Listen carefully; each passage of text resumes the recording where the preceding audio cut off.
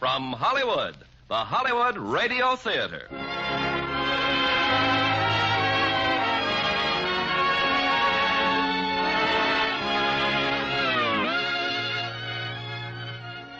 Starring Jane Wyman in The Blue Veil. Ladies and gentlemen, your producer, Mr. Irving Cummings.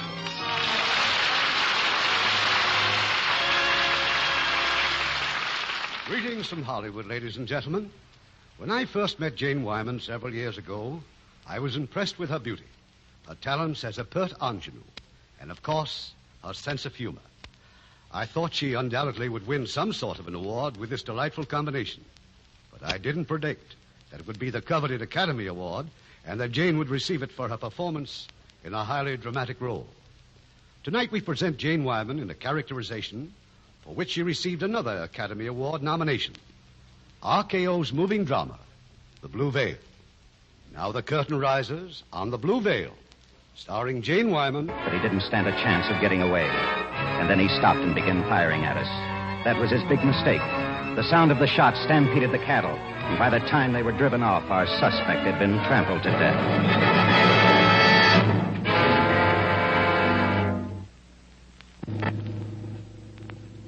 Why are you driving me home, Lieutenant?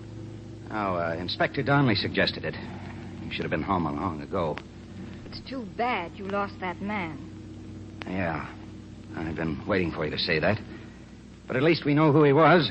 His name was Gus Hatter. Where he lived, fingerprints, driver's license. Donnelly's got men planted at the hotel and on his telephone. If anyone tries to get through, they'll take him. I suppose that's the best way to look at it now. Try not to think about the other kidnappers. The ones who are waiting for that man to... Meantime, we'll look for something else for you.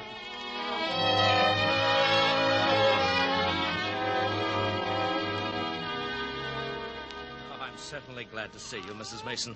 And I hope that as you get accustomed to the house and to the little fellow here, that you'll be happy and glad you came to us. Well, thank you, Mr. Begley. But you realize that I'm just filling in until you can find someone. Oh? Oh, well, I didn't know. But you will stay until I do get someone. Oh, yes, of course I will. May I tell you something, Mrs. Mason? For 10 years, my wife and I prayed to have the joy of a child. And when she died, to give him life, the joy became a great sorrow. I am only now getting able to speak of it. I try to hide it as much as possible, but I do feel... Mr. Begley, I think your son needs some rest now, don't you? What? Oh, yes, ma'am. Rest he shall have. When it comes to Fred K. Begley, Jr., I'm your obedient servant at your beck and call. This way, Mrs. Mason. Let me show you to your room. As the weeks went by, Mr. Begley discovered that finding someone to replace Louise was anything but easy. It became their custom on Sunday mornings for Louise and her employer to take the baby to the park. I give up, Louise. I've interviewed 5 nurses this week. Oh, you'll find someone, Mr. Begley. You've spoiled us, you know. You've not only been so good to little Freddie, but the way you've brightened up that gloomy old house. Thank you. Louise, how is it that a girl like you, young and attractive, is doing, well, this sort of work? I like it. Well, I must say that's a perfect reason. But then I suppose I'd like any kind of work that has a lot of Freddie in it. He's such a sweet baby.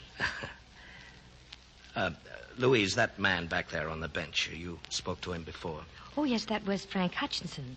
He owns the toy shop. I stop by there quite often. But you call him Frank and me Mr. Begley. Well, I'll call you Frank, too. My name, as you well know, is Frederick and has been for some time. Louise, let's sit here for a while. There's something I would like to say. Yes, Mr. Begley. I've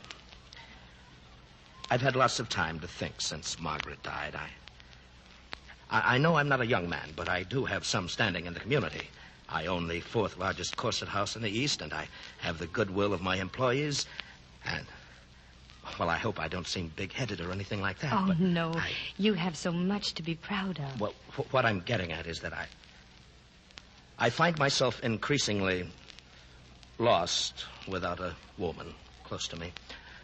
Wife, Louise, and I was wondering whether, since you two are...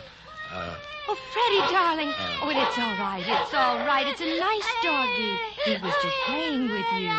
Oh, now, you mustn't cry, dear. Just frightened, eh? I think he's more tired than frightened. We'd better start for home. Home? Oh, yes, of course. That's a good boy. There, now you see? The doggy wants to walk with us. Well, we had a fine time in the park, didn't we? Yes, didn't we?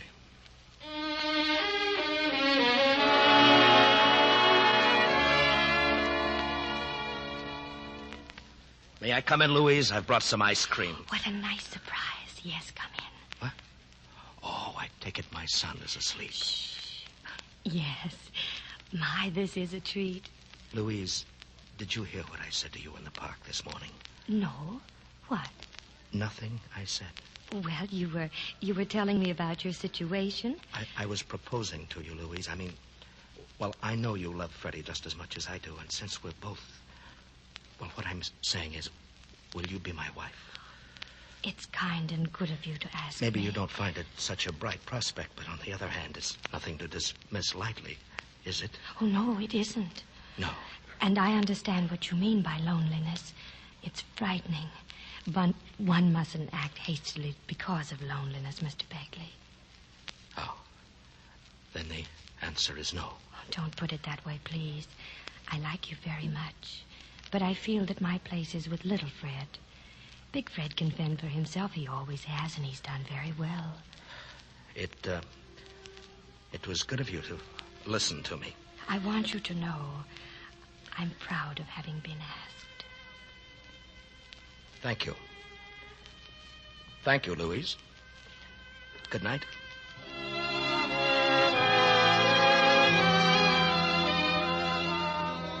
Some months later, Mr. Begley married his secretary at the factory, a good and devoted woman. Little Freddie had a mother again. And to Louise came the bitter realization that she'd have to leave him. But whenever she felt in special need of cheering up, she could depend upon the man in the toy store, Frank Hutchinson. Look at this train. Just look at it. The workmanship. Well? It's too good for children. They don't deserve it. Now, what have you got against children this time? They act like a privileged class just because they're little. When they're infants, they're nothing but an alimentary canal with noises attached. Then the older they get, the more they resemble adults, and you know what that leads to. Is there no one you like, young or old? No, don't start fishing for compliments. I have a criticism to make of you, too. Now what have I done? I'll tell you, as soon as I get rid of this monster. He's just a little boy. Now be nice to him. All right. Now what do you want? You should be ashamed of yourself. Pretending to that little boy that you didn't know what he wanted. Any fool would know he wanted a kaleidoscope. Then why wouldn't you let him buy one? Because all he could call it was a thing. Let him learn words. Nobody knows how to speak anymore. No language. Everything's a thing. You were going to tell me what's wrong with me. Oh, I was indeed.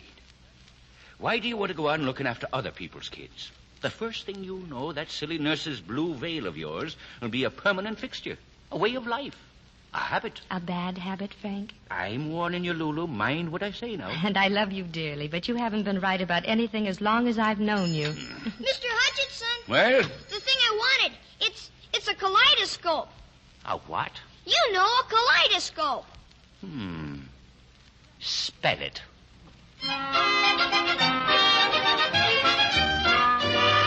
Yes, Louise had taken another position, this time with a wealthy family in Connecticut, the Palfreys. They had two boys, Harrison and Robbie. The Palfreys had a tutor for Harrison, an energetic young man named Gerald Keene. So it was the younger boy, Robbie, who was Louise's special care.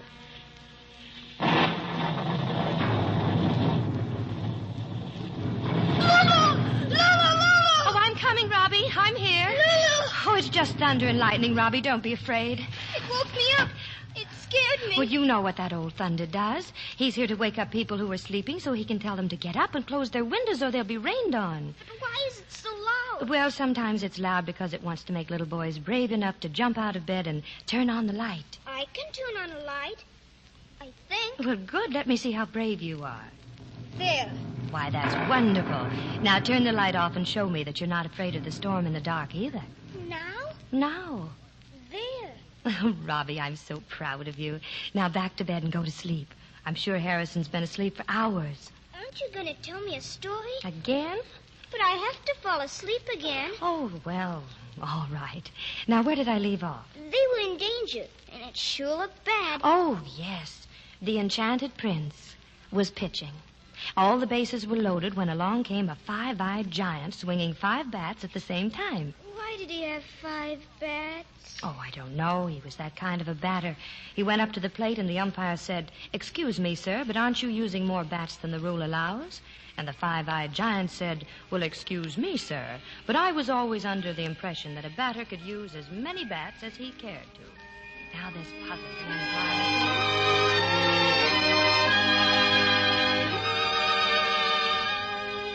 Mr. Keene? Oh, I thought I heard someone down there. Shh, we just came home. Harrison and I, we've been seeing a cowboy movie. You and Harrison? Well, where is he? I told him to sneak up the back stairs. Oh, my, how education has changed. I never thought a cowboy movie would find a place on a tutor's course of study. Oh, come on in the kitchen. I'm hungry. How was the movie? Oh, it's good. It's very good. Mind if I take off this wet coat? Better take off those wet shoes, too. You can put your feet in the oven. Oh, the nicest extras come with this job. Do you like this job? Well, it'll do till something better comes along. And something may, too. Oh?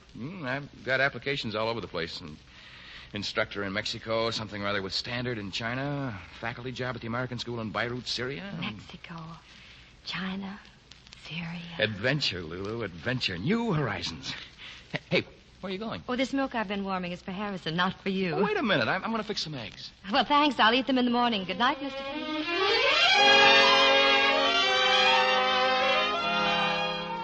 They saw considerable of each other in those next few weeks, Louise and Jerry Keene, the tutor. And then one afternoon in the garden, he brought her some exciting news. It's a cablegram, Lulu, from Syria. Well, something better did come along, didn't it? Congratulations, Jerry. Only now I'm not so sure that I want the job. I'll miss you, Lulu. They don't leave you much time, do they? No. And by the way, you're going to a party with me tomorrow night. Oh, you're way ahead of me. That's just a few friends giving me a send-off. Say yes, Lulu. Well, I'm not sure that I could get off. I've already fixed it with Mrs. Palfrey. Oh, you're too efficient for me. Yeah, we'll have dinner in New Haven, go on to the party, and be back here in time for me to catch the 140 for Washington. I have to meet some of the trustees down there. How about it, Lulu? Well, I don't know. I don't know that I'd fit in with your professor friend. Well, utter, absolute, horrible nonsense. Lulu! Lulu! Oh, it's Robbie. Excuse me. Wait a minute. Is it a deal? Lulu! Yes, it's the deal. The party was a wonderful success, for Louise especially. Jerry's friends all liked her very much. And then, while they were driving back to the Palfrey estate... I liked your friends, Jerry. Why, they didn't scare me a bit. And thank you for such a nice evening. Oh, gosh, how fast can things happen? One minute I'm tutoring a rich man's son, and the next minute, Syria. A whole new life ahead of me. Oh, you're so lucky. I envy you so. Hey, I just got a great idea. You're going to Syria with me. Oh, Jerry. No, I'm serious. Oh, but that's a mad idea. Well, what of it? Haven't you ever done anything mad in your life? Now, look, we can stop at the house, you pack your things, and we'll still be able to catch the train. We'll sail on Wednesday and be married by the ship's captain on Thursday. What do you say? Well, what about Robbie? Robbie? Well, he's a Palfrey, isn't he? Oh, he still needs me, Jerry. And so do I. Oh, come on, Lulu. The minutes are slipping by. Well, aren't you being a little impulsive? Oh, sure, but I'm asking you to be impulsive with me. And we haven't much time. Shall I drive fast or slow? Well, not too fast, Jerry.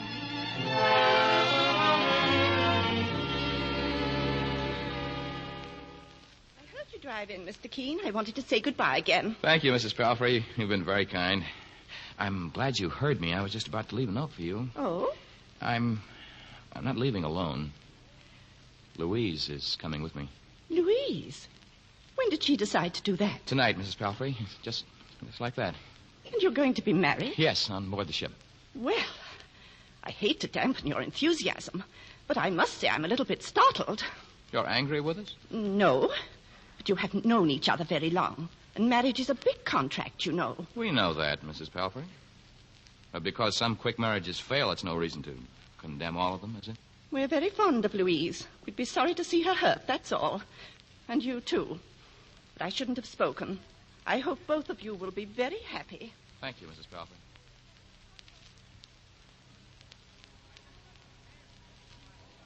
Lulu? I just came in to kiss you, Robbie.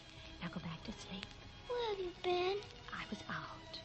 Are you going out again? Yes, I'm going out again. Why?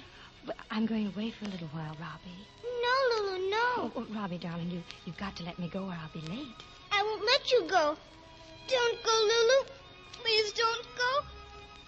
Lulu. Lulu.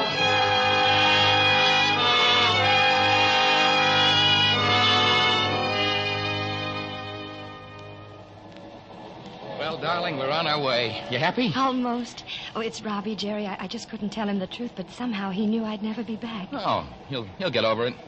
After all, you had to leave him someday. Well, it's done now, and I'm very happy to be here. Oh, you don't know how glad I am to hear you say that. You know, you've had me worried. But why? I didn't think you seemed sure. Well, what do you mean, Jerry? Well, I had the feeling that I took advantage of you.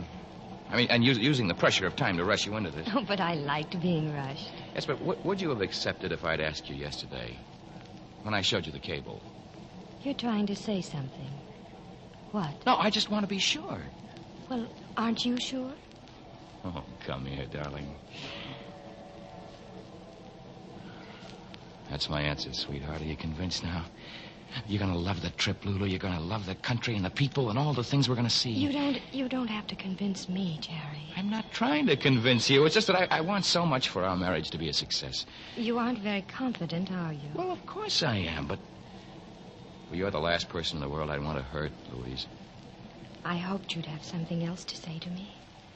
I am a little hesitant now. But you've got me all wrong. I just thought it was being fair to you to mention the dangers. The point is, we're going to succeed in spite of them. In spite of them? You haven't lost your nerve, have you? Oh, no. You see, I had a feeling it was wrong to rush into this like a couple of kids, and then when I saw Robbie... Well, you don't mean that he makes any difference now? Well, I had no right to hurt him, and I did.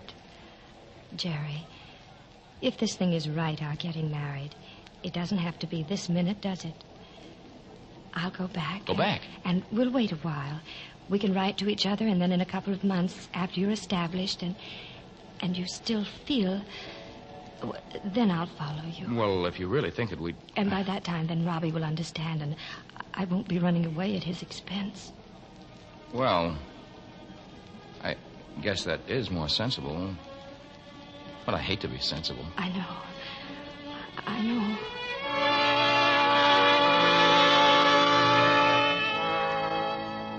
They changed trains in New York. Jerry went on to Washington, and Louise went back to Connecticut. Early in the morning, Robbie stirred in his sleep, his eyes half opened. He saw a familiar figure sitting at the window of his room. Hi, Lulu. Hi, darling.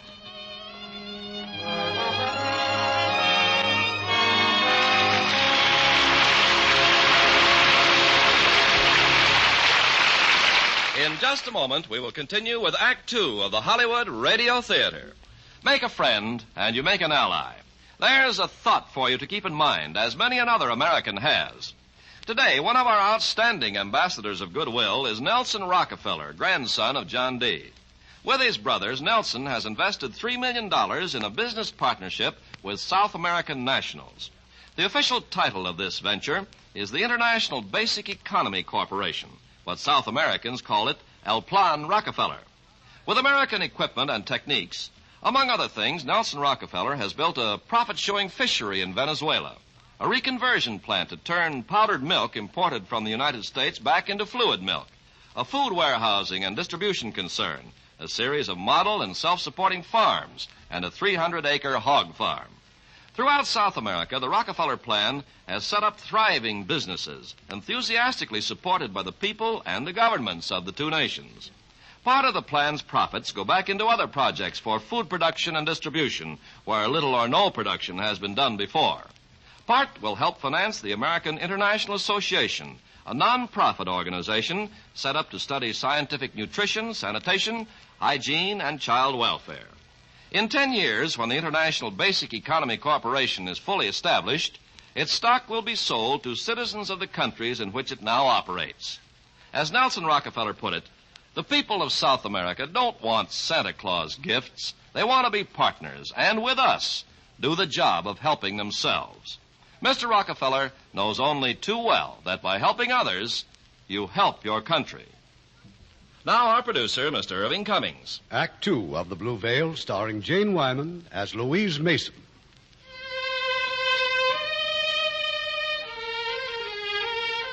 Jerry Keene went to Syria. Louise never saw him again, nor did they ever write to each other. When Robbie was a few years older, Louise left the Palfrey home and went to work for Annie Rawlins. Annie was in musical comedy, not so young anymore, but still a star. She had a daughter, Stephanie. Well, tell me, Lulu, the dress. How do I look? You look very lovely, dear. Well, all I have to do is finish the hem, and that's it. I wish Mother were here. She should have phoned by now. Well, she will, darling. Lulu, this confirmation dress, it's like a wedding gown, isn't it? I mean, with a veil and everything. Yes, it is, a little. When you were married, did you wear a beautiful wedding gown?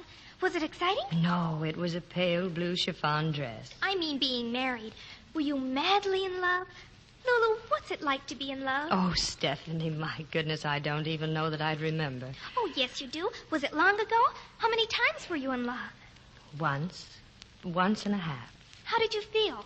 What's it like? Well, it's mostly a glad feeling, like when school's out for summer vacation. Is it really? Of course, it isn't any one thing, Stephanie. Sometimes it can be very exciting, like when bells are ringing and whistles are blowing on New Year's Eve. And sometimes Well, I wonder who that is. I'll get it, dear. Good evening, Mr. Ashworth. Hello, Louise. For heaven's sake, what have we here? Hello, Uncle Bill. Well, you modeling for a wedding cake? She's being confirmed tomorrow. Oh, good. It'll never hurt you, Steffi. I've been confirmed for years. A confirmed bachelor, for which your mother is entirely to blame. Where is our Annie? Oh, I don't know, Mr. Ashworth. She was supposed to be home early. Take the dress off, darling, and it's way past your bedtime. Good night, Uncle Bill. Good night, honey, and good luck tomorrow. Thank you. Good night, Lulu. Good night, dear.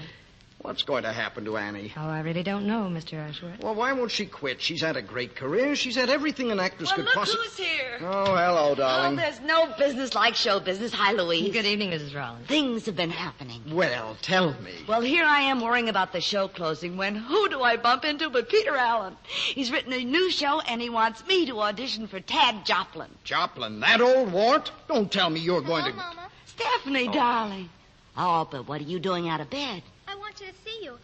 I was worried about you. Oh, I know, honey, and I'm awfully sorry, but I got tied up. I was just coming in to see you. Will you sit up close tomorrow at my confirmation? Of course I will. What time do you go on, sweetie? 11 o'clock. Well, I have an audition at 9, but I'll be there in loads of time. You hope. Oh, don't pay any attention to him. Now go to bed, sweetheart. I want you to be bright and pretty in the morning. Good night, Mama. Thanks for coming home. Good night, baby. Joplin, huh? Annie, be sensible. Give up this rat race. Well, believe me, I was ready to, until I met Peter Allen. Oh, darling, come over to the piano. Let me show you some of the songs.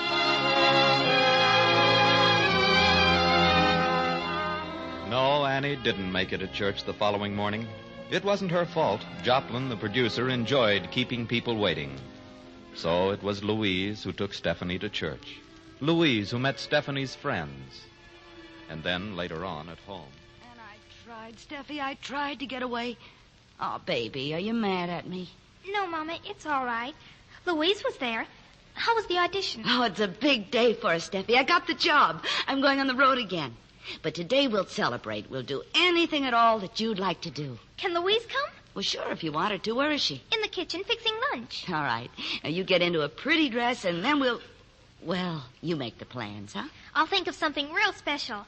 And thank you, Mama. Louise. Oh, hello, Mrs. Rollins. Lunch will be ready soon. How was the ceremony? Very beautiful. And so was Stephanie. Well, I got the job. Oh, that's fine. 3 weeks rehearsal. Boston 2 weeks, then New Haven, then New York. Mrs. Rollins, I'd like to leave if you could find someone to replace me. Louise. Well, I've been meaning to say something about it for some time, but I find it so difficult. Don't you like it here? Don't you like Stephanie? Well, I'd rather not go into that. But I insist that you tell me. I've been on the verge of leaving before, Mrs. Rollins, but each time, well, you'd get another show, and I'd postpone doing anything about it, and each time it would get worse. I just don't understand. I thought you were happy with us here. I thought you loved us. Oh, I do. And believe me, it's because I do that I have to leave. Oh, well, that just doesn't make any sense. Mrs. Rollins, I know you don't mean to, but You see so little of Stephanie. She's been turning to me more and more, and now she's turned completely. Silly. No one can take the place of a mother in a child's life. This morning at church, the children, some of the parents, well, they wanted to meet Stephanie's mother. Stephanie introduced me. She told them that I was her mother.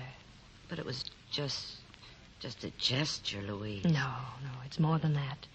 Unless I leave, Mrs. Rollins, you may lose your daughter, and that would be the worst mistake you ever made.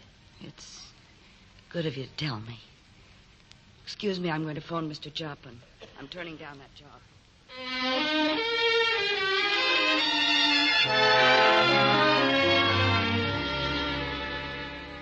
And then after lunch, we're all going out, Lulu. I've decided, well... Lulu, what's the matter? Don't you want to come with us? Well, perhaps it would be better if I stayed here, Stephanie. What's wrong? Something must be wrong. What is it? Mama! Stephanie, I'm leaving, dear. What? Did you two have a quarrel or something? Oh, no, darling, not that. I have a new job. I just didn't want to tell you about it until after you were confirmed. That's right, Angel. Well, you're just going for a short time, aren't you? No. Why? Why are you leaving? Well, you see, you're getting to be such a big girl now, and I should be taking care of smaller children. Is it anything I've done? Oh, no, darling, you mustn't think that. Who are you going to take care of? There's a little girl. I don't want you to go. Oh, don't be selfish, sweetheart. You've had Lulu to yourself for a long, long time. I don't want you to go. I really don't know what to do, Stephanie.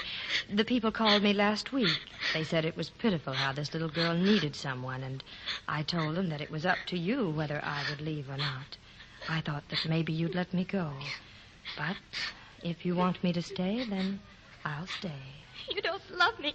Isn't that the truth? Oh, no, darling. It's far from that. But then why Do you remember what the bishop said this morning? He said that you're an adult now. You're like Mother and me. You're responsible. And if that's true, then aren't we all responsible for people who need help more than we do?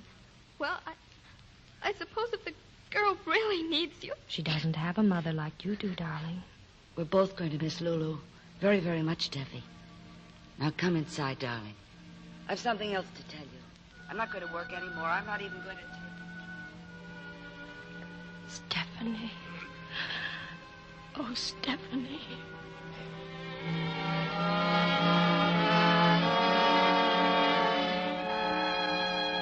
So just as little Freddie Begley had gone out of Louise's life as Robbie Palfrey had, now Stephanie, too, was only a memory. Except that part of Louise's heart remained with each child. Her next two charges were both boys. There was Dennis Rice and then Tony Williams. Louise had been with the Williams family only a few months when the war broke out in Europe, and Tony's father, being English, was called back to London. And then some weeks later... Oh, I'm so glad you're back. Oh, Louise. Why, you've been crying, Mrs. Williams. What's wrong?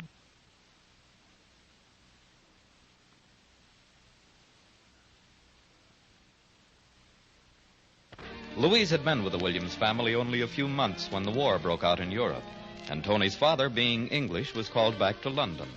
And then some weeks later... Oh, I'm so glad you're back. Oh, Louise. Why, you've been crying, Mrs. Williams. What's wrong? I've had bad news. My husband, he's been wounded. Oh, is it serious? I don't know. All I know is that I've got to go to him. I wanted to go with him in the first place, remember? Oh, Louise, I've been thinking. Oh, I know it's a wild notion, but... Well, what is it? I've just been... Well, I was wondering if you'd take care of Tony for me while I went over. As soon as Huey's all right, I'll be back. Well, Oh, please say yes. You're the only person I trust with Tony. Please say yes, Louise. Well, you're not to worry anyway. We'll work something out, Mrs. Williams. Just please don't worry. So Tony's mother went to England. For a while, there was a letter every week and a check every month.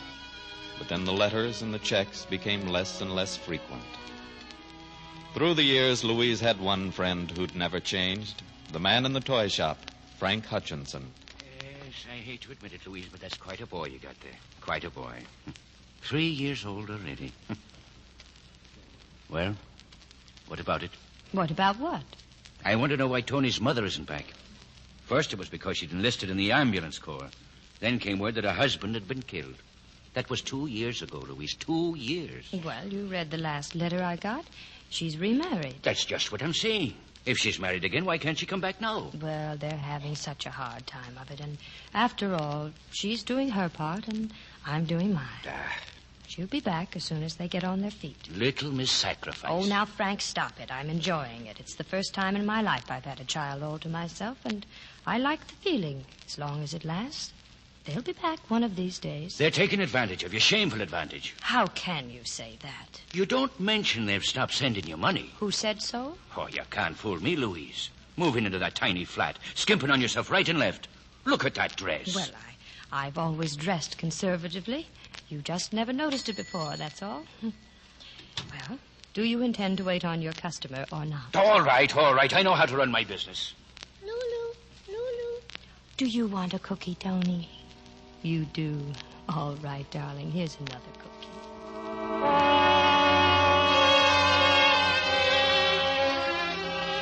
But Tony's mother didn't come back, and the years rolled by. Tony was 10 years old now and quite a baseball player. Every Sunday afternoon, Louise would go to the park and watch him play. How'd you like that, Mom? That's 3 hits out of 4. Boy, are we giving him a shellacking. Well, this is your last inning, Tony, and Frank's too. Oh. You're some umpire, Frank, calling those first 2 pitches strikes. Anything wrong with your eyes?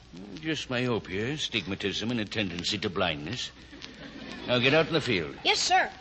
So, it's my last inning, is it? You know what I promised, Dr. Berenberg. Just look at you, and at your age. You know, for all the boasting around you do, we might as well be married. What a proposal. What an acceptance. Who said I accepted? Now, you listen to me, Lulu. At our stage of life, we're no longer Siegfried and Brunhilde. Just very old friends. But nobody can make soft-boiled eggs the way you do. And I'd be happy to marry you for just that. Furthermore, you can't go on supporting that boy just by doing needlework. You'll be taken in washing next. I choose to think you prefer me. I think we'd better continue this conversation after dinner. I wouldn't want you hit by a fly ball. Well, I suppose after 30-odd years, I can wait till this evening for a simple answer. Come on, Frank, umpire. And this is your last inning, or we boycott your dinner. I'd just be there on time for a change. 6 o'clock. And I don't mean 6:30. When Louise got home, there was an envelope under the door. A cablegram from England. Tony's mother and her husband were coming back. Boy, oh boy, what a game, huh, Ma? Hey, did you see me drop that fly ball? I can't figure it out. Tony, we're not going to Frank's tonight. You mean we're staying home? No. We're going away, darling. We're going to pack some of our things, and we're going away.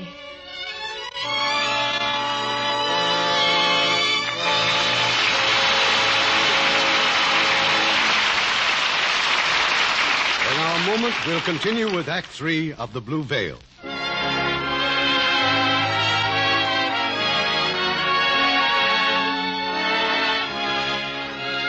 We pause now for station identification.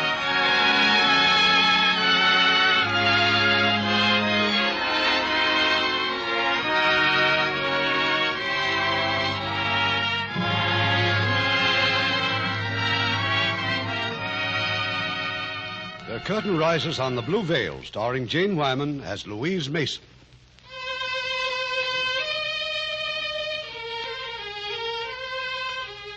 And so they disappeared, Louise and Tony. The boy's mother started to search for them, which was why one afternoon a detective came by to see Frank Hutchinson. I'm here to see you about Louise Mason. Oh? Where is she? Well, that's what I want to know from you. I'm from the police. I have no idea where she is. What do you want to know for? Because Louise Mason may be charged with kidnapping. How silly can you get? That boy's mother abandoned him long since. Louise Mason has devoted 8 years to that child. You've seen them together often? Of course I have. You related to Mrs. Mason? No, just friends. For how long? Oh, years and years. You've been no more than friends, huh? Get out of here. Go on, get out of here. You're a disgrace to your batch. All right. Don't get excited. Mr. Hutchison, is anything wrong? I'm afraid I've upset the old boy. Didn't mean to. Throw him out. I won't have him in my shop. Mr. Hutchinson! I can't breathe. Doctor. Get the doctor, please.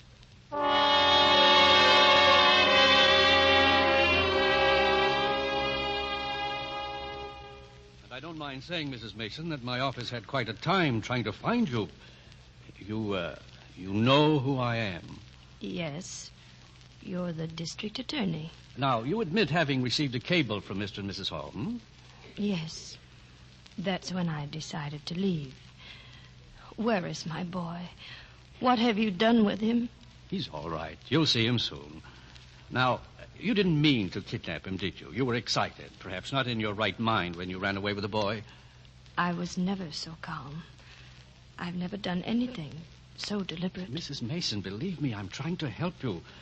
Now, to begin with, Tony is not your son. He's Mrs. Hall's son. She has no right to claim him. Burgess, bring in the boy, will you? He's happy and content as my son. They've had a life of their own. They can have children. What do they want with mine? His mother's very angry about your disappearance. For a month, she didn't know whether Tony was alive or dead. For 5 years, she didn't know. And she didn't care. Lulu. Oh, Tony, darling. They wouldn't let me see you. Oh, I know, sweetheart, I know. But why are we here? We have to answer some questions, dear, but nobody's going to hurt us now.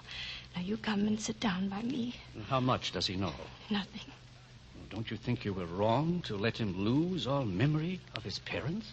Do you have to in his presence? I'm sorry, I really am. But it has to be done. All right, Burgess. Tell the Halls to come in. Tony, you know, you have a real mother. Louise took care of you when your mother went away. But now she's back, and she wants to have you with her and your new father. I want to stay with Lulu. Yes, I know, Tony, but after a while... Tony. Oh, Tony. Aren't you going to say anything to me? Go and kiss your mother, Tony. And this is your new father. How are you, son? You have no right to call him son, and neither do you. Louise. A son is a person you live with, not a piece of baggage that you check. Look, Mrs. Mason, there's a little matter of kidnapping, and I'm Officer, take the boy in the other room. It's all right, Tony. You can come back in a little while. Lulu. Mr. Hall, do you intend to take the boy to Chicago with you? Yes, naturally. Are you going to take Louise Mason with you, too? Certainly not. We were very grateful to her, but when she stooped so Never mind low that. Oh? Why not? Mr. Hall, I'm not at all clear just who's to be prosecuted. I'm not sure that this isn't a case of child desertion and abandonment. Oh, please. There was no idea of abandonment. When I went to England, I joined a service. I was in uniform. I know all about that. Now, tell me, how much do you figure you owe Mrs. Mason for the care and education of the boy? Well, I sent her about $1,400. In 8 years. Yeah. That comes to about 50 cents a day for salary, food, board, clothing, doctor bills, and love. I take it you trusted Mrs. Mason to make up the difference. How much did you spend, Louise? Oh, I don't know. I don't know anymore. Well, Mr. Hall, how much are you going to give her? Well, I've made out a check. Here. I thought this might be fair. I don't want anything.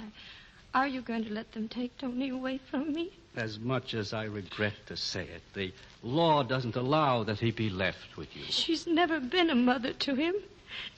Giving birth to a child doesn't make a mother. What about the 1,000 and million things she doesn't know? That she'll never know about him? Louise, please. What does she know about all the things that frighten him? How to comfort him when he wakes up in the night crying. And the little things about him. What if he'd been neglected? And suppose there hadn't been a savings to see him through. Suppose no one worried about his measles and whooping cough and pneumonia. And what does she know about getting on her knees and praying to God to take her life instead of his? What if there had been no love in all this time? No love, do you know what that means? Yes, I think I do. Burgess, bring the boy back, please.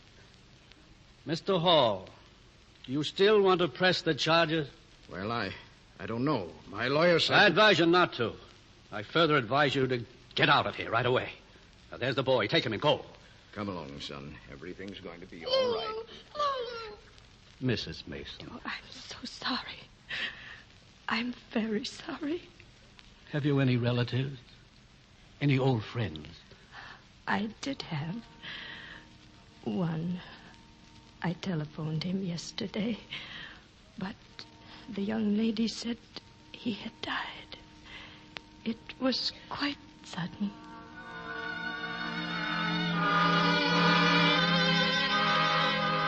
The district attorney had slipped the Hall's check into Louise's purse. For a while, anyway, she'd be able to get along. But Louise couldn't live without children. The employment agencies told her she was too old now for a nursing job. Parents wanted younger women. So she took the only other job she could get and still be near children. She went to work for a private school. You wait for me. I'll be back in a minute. Hello, little boy. Did you forget something? Now, don't be afraid. I'm just the cleaning woman. Was it your book? Or your cap? Oh, maybe it was your lunchbox. My glasses. They were in a case. Your glasses? Oh, well, we must find those. I don't see so well myself. I'm going to have to get glasses one of these days. Here they are. I found them. Oh, well, that's fine. That's fine. Now, what's your name? Jackie. Jackie? Well, my goodness. Jackie, you come over here where I can see you. Oh, that's better. I have to go now. You can talk to me just for a second. How old are you? 6, going on 7. 6, going on 7. Well, now, when is your birthday?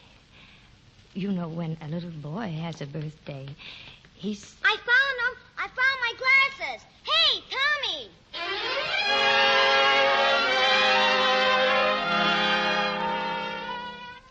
Louise didn't do anything about getting glasses until one day when she was crossing a busy street and a car almost hit her.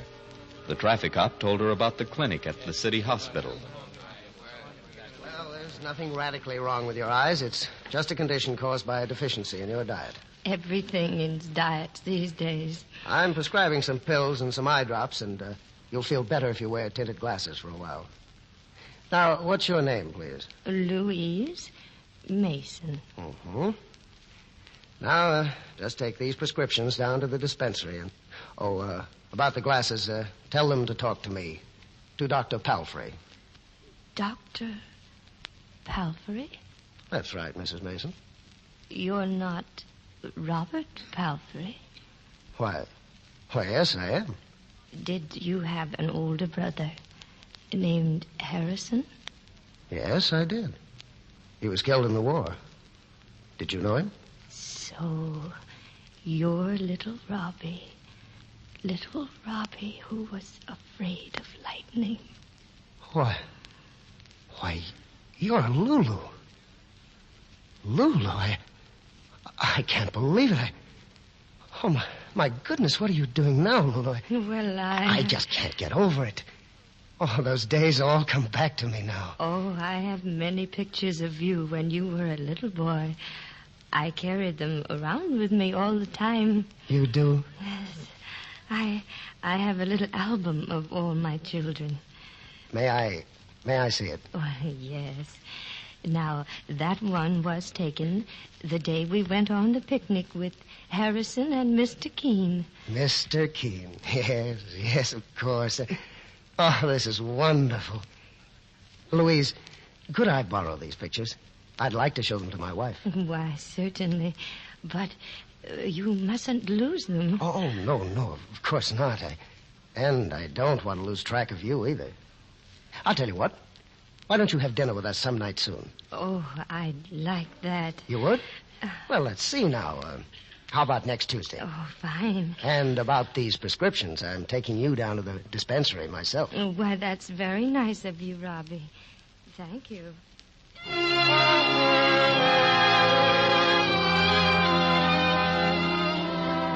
So on Tuesday night, Dr. Palfrey called for Louise and brought her home. And here she is, Mary. This is Lulu. Oh, I'm so glad to meet you, Mrs. Mason. I feel I've known you for years. You're very kind, Mrs. Palfrey. Robbie and I were so worried. We thought you might have forgotten about tonight. Oh, my eyes are weak, I suppose, but my memory's fine. Oh, my, this is a very handsome house. Not as elegant as the old place, Lulu, but it's ours. And you have a very beautiful wife. You should be proud of yourself. He doesn't have time for that, Lulu. I have to be proud for him. Well, now if you'll just open the door, dear. Oh, so many people, Robbie. I didn't know you were having company. Don't you recognize anyone? Recognize? Lulu. Stephanie. Oh, Lulu. Lulu. My dear Stephanie. Did you think I could ever forget you? Oh, my goodness. And this young man, this is your husband? No, Louise. I'm Freddie. Fred Begley, Jr. Little Freddie. What a big boy you are. I can't get over it. And Dennis. You're Dennis. Lulu. Little Dennis who hated girls. I want you to meet my wife. This is Marjorie. How do you do? She's very pretty. Dennis. Robbie. You did this. From all the names in the album. Are you surprised? Oh, my, yes. There's someone on the phone who wants to speak to you, Lulu. It's long distance. For me? Oh, yes. We had quite a time arranging for this. But go on. Go on, talk to him. Hello? Yes? Yes. I can't speak. Where are you, Tony? Oh, that's nice. That's very nice. It's so nice to hear your sweet voice. You are? During your Easter vacation? Oh, yes. Oh, yes, I am. I'm very happy. Very happy. Yes. Goodbye, Tony. All of you. All my dear, dear children. And two more, Lulu. But I don't remember these two. Well, these belong to the house, Lulu. This is Andy, and this is Judy. They're yours now. Hello, Andy. Hello, Lulu. Hello, Judy. Hi, Lulu.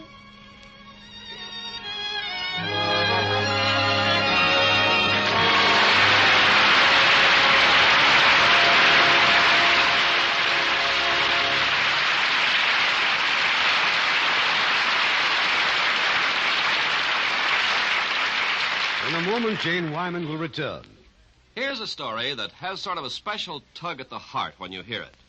An American soldier with a camera spotted a cute little Japanese boy playing outside the family home in northern Japan. He asked him to pose, and the boy did. The soldier went his way. 1 month later, tragedy struck at the household. The little 7-year-old boy was dead of influenza. His father, realizing that there was not even a recent snapshot to remember his son by, remembered the passing serviceman, and he asked the United States Army for a copy of the picture. Ordinarily, that would seem like a pretty hopeless task, to find among all the Army's picture-taking soldiers the one guy who'd taken that picture. But one man set out to do just that, PFC Stephen Toole of the 19th Infantry Public Information Office. He wrote letters, he broadcast over the radio, searched Army records.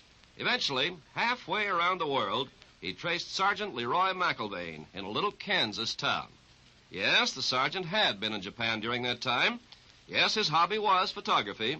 Yes, he had pictures of little Japanese boys, some 4,500 of them. Painstakingly, he searched through them, and he found the right one, the one that could make a grieving family just a little bit happier. This is a story that community in northern Japan will not soon forget. Such acts by you and your friends today are shaping our world of tomorrow. Now, here's Mr. Cummings and Jane Wyman. Janie, you were simply magnificent. We all want to congratulate you.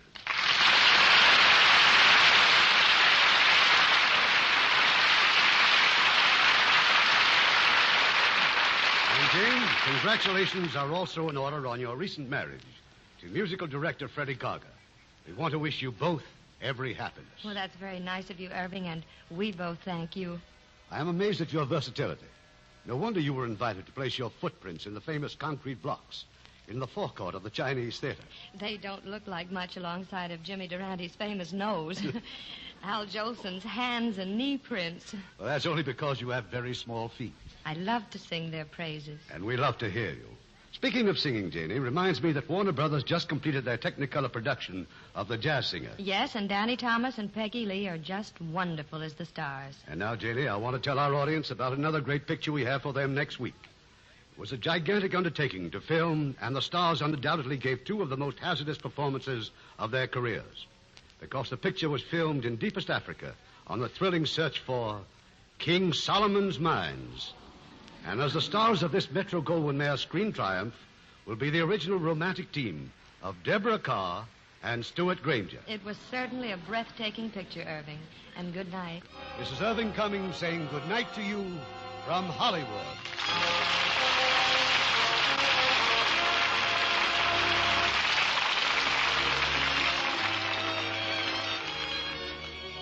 Heard in our cast tonight were Dan Riss as the narrator, William Conrad as Begley, Bill Johnstone as Frank, Gloria Blondell as Annie, Lamont Johnson as Keene, Herb Butterfield as the district attorney, Yvonne Patey as Helen, Tom Brown as Dr. Palfrey, and Norma Varden, Stanley Farrar, Marlene Ames, Peter Votrian, Mickey Little, Eddie Marr, Charlotte Lawrence, Martin Bean, Harry Shearer, Leon Ledoux, Marvin Bryan, Harvey Grant, Lee Norix, and Dave Alfred.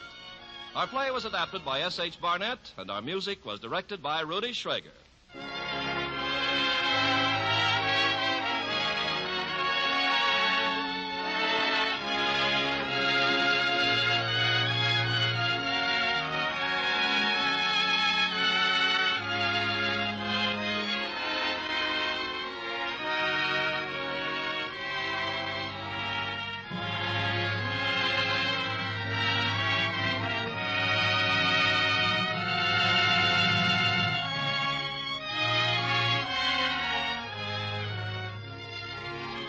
Hollywood Radio Theater is a presentation of the United States Armed Forces Radio Service.